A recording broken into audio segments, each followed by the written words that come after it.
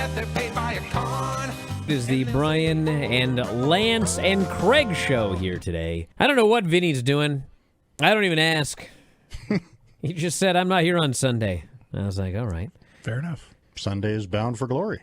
Yeah, this weekend it's Crown Jewel, Bound for Glory, and King of Pro Wrestling.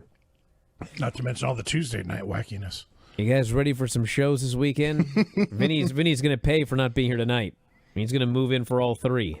I know that Sami Zayn is not going to win Most Outstanding Wrestler, okay? So good. This guy is on this show every week. And every week he has the best match on the show. And this goes all the way back to when I went to Bola in 2006, and my buddy Jubbs told me, wait till you see this guy Generico. He has the best match on every show he's on. It's like the fourth straight match he's used the Blue Thunder Bomb as his finisher. Maybe he's just tired of people calling it the haluva kick. He made up that name, That's which the I hate. Stupidest name ever. It is a hell of a kick, though. It is. But it's not a haluva kick. It's a hell of a kick. Why would you have Tiffany in 6 or 8 inch platform boot heels? Yes. And you have Stephanie out there in flat sneakers. Most of the promo, Tiffany actually was closer to the hard camera. She looked like an Amazon in there with an 8-year-old half the time. Yeah, well, I think they're fairly close to the same size. They sure didn't look it here, let me tell you. And I think that Javon did the highest Undertaker dive I think I've ever seen in my life. That guy flew through the air. He lays out, I mean, he literally looked like Superman. This Collision show, brother, I don't know, man. I would not say the show was bad, but it was on the low end of collisions. Virtually nothing happened on the show. And even though there were 2,000 people in the building, it looked like, at best, like 900, and sounded like it. It was just a dead, quiet, dark crowd. And, you know, if you give people something to cheer for, they will. This family is getting bigger by the moment. I expect there to be 40 of them by the end of the month. Isn't there 40 now? Yeah, I joke that Don prefers a large family because he has so few friends.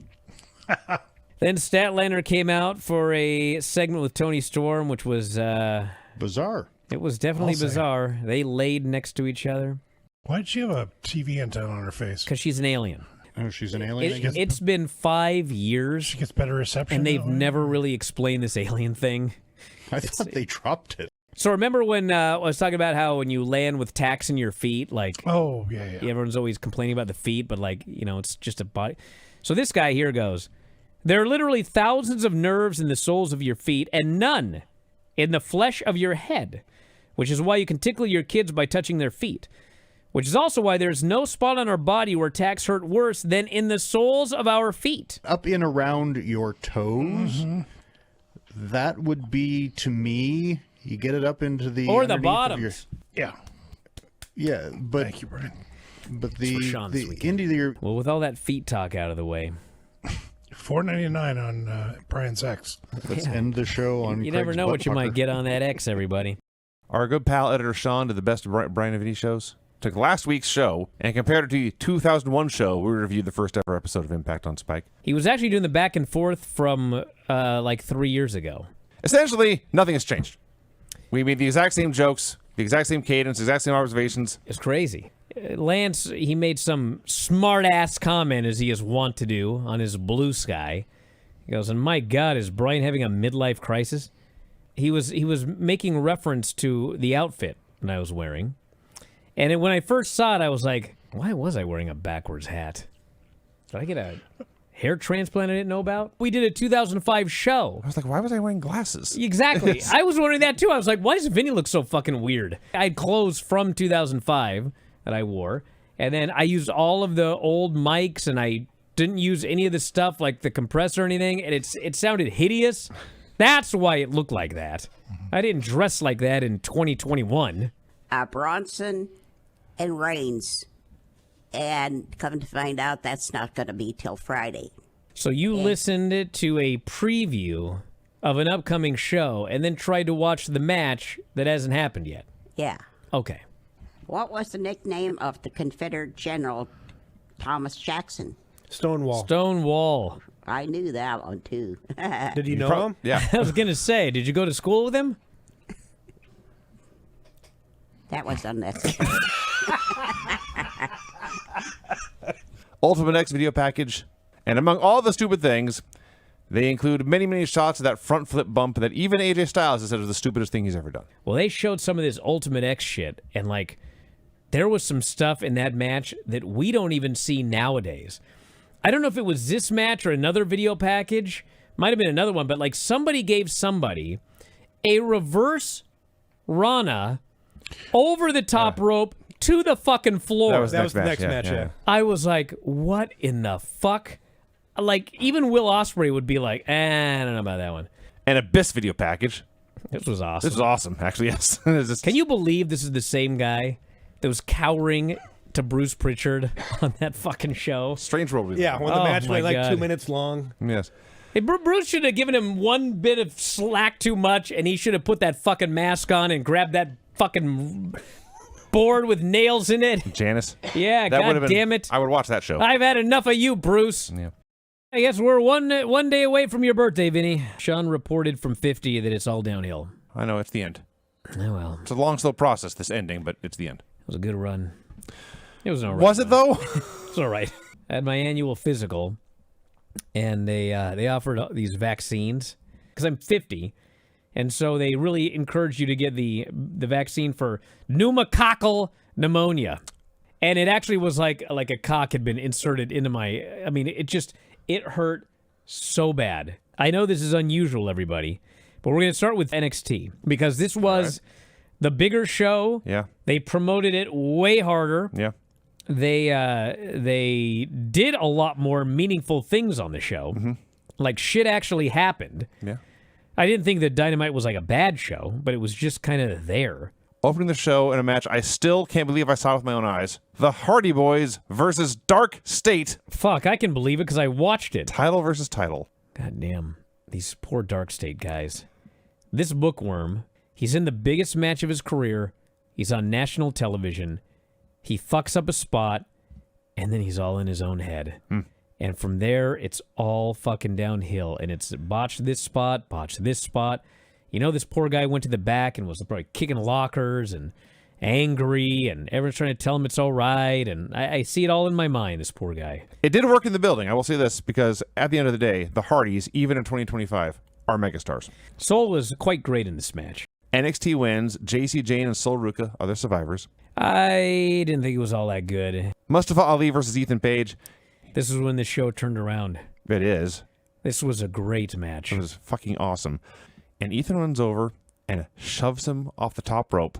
And Ali goes flying pretty much totally out of control, lands like on one leg on the floor, and then crashes into the barricade into the ground. This guy's going to kill himself.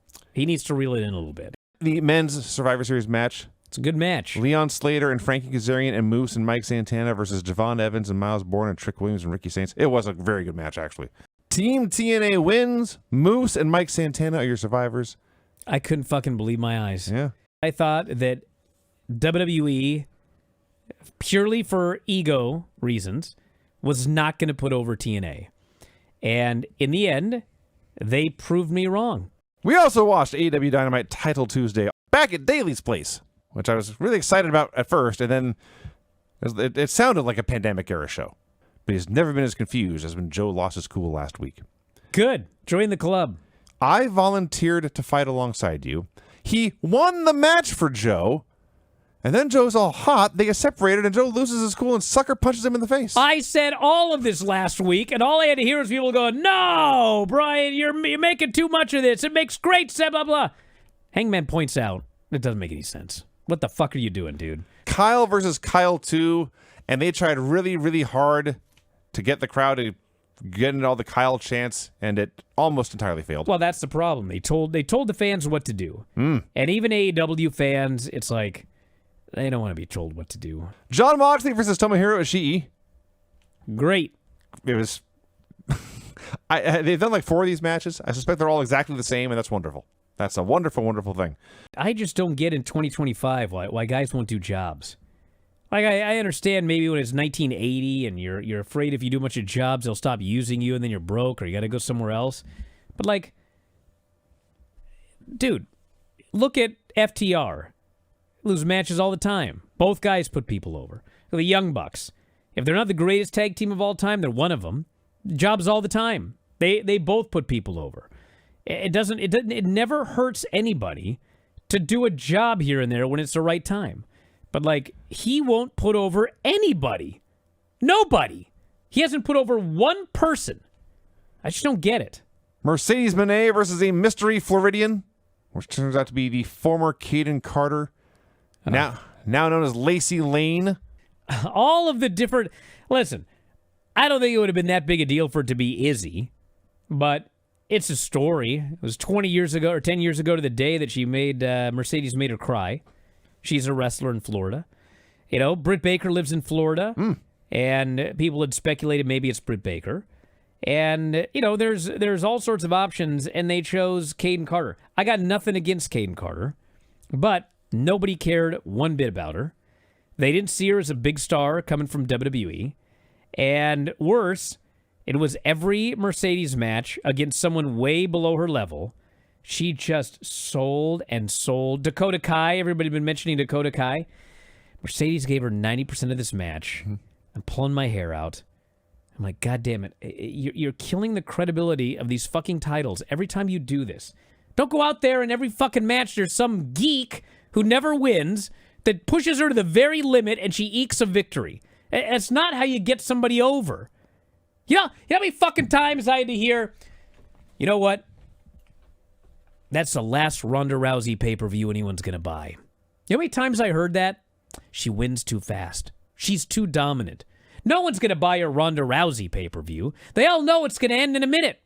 So, well, guess what? People were fucking wrong. People said the same thing about Mike Tyson. No one's going to buy this Tyson match against this fucking guy. It's going to be over in a minute. Everyone knows he's going to destroy the guy. Yeah, well, you know what? Ronda Rousey was an enormous draw for UFC. Mike Tyson was an enormous draw for boxing. Like, people fucking want to watch the person who's the best. Not somebody who says they're the best and comes out with 9 belts and then can't beat fucking Caden Carter. Orange Cassidy versus Pac in the main event. Pat got new hair. We've talked about it. He also got new gear. He's wrestling a singlet now. The top came off at some point, and he's in ridiculously great shape. Well, there's an old trick. When you cut your hair off, your head looks smaller. Your body looks bigger. Your body looks bigger. Yes. So I can't tell if he's actually bigger than ever, but he looks bigger than ever. Yeah. Because now he's got a small head on a giant body. Suddenly, there's Darby wielding a Molotov cocktail. Yes. I thought, are you going to commit a war crime here, dude? You can't throw Molotov cocktails in a crowd. Well, that's what that security guy thought. A security guy wiped out Darby. Just put this fucking security guy in the main event. And he fucking hooks this guy like he's Luthez. Oh, yeah. He puts him on his belly and he's tying him in a fucking knot and he is not letting this guy move. I was like, I want that guy doing security where I'm Oh, hell yeah. I feel safe with that man around. Golly.